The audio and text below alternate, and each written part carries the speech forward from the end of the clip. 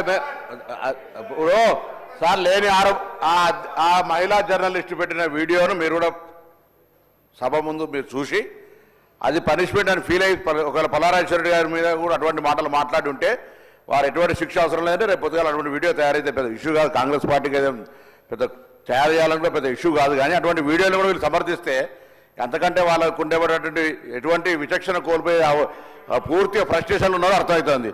అనుభవం గురించి మాట్లాడుతున్నారు. ఎవరికి అనుభవం లేదు అధ్యక్ష? కాంగ్రెస్ పార్టీకి అనుభవం కావాలా?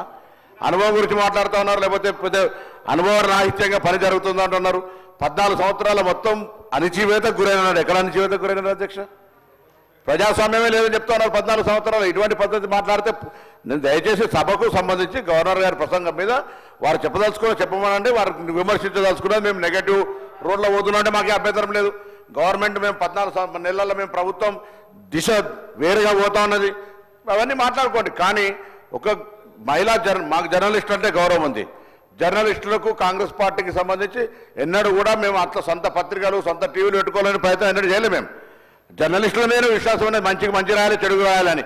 ఇక అంత పూర్తిగా భాష మరందరికీ ఒకసారి వీడియో చూస్తే ఆ భాషను ఎవరు వ్యక్తిగతంగా ఎవరి గురించి మాట్లాడుతున్నారు ఆ భాషను చూసినట్టయితే మేము సమర్థిస్తే సభ్యులు ఆ జర్నలిస్టుకి మద్దతుగా మాట్లాడినటువంటి మాట ఉపసంహరించుకోమని చెప్పి కోరుతాను ఈ సందర్భంగా.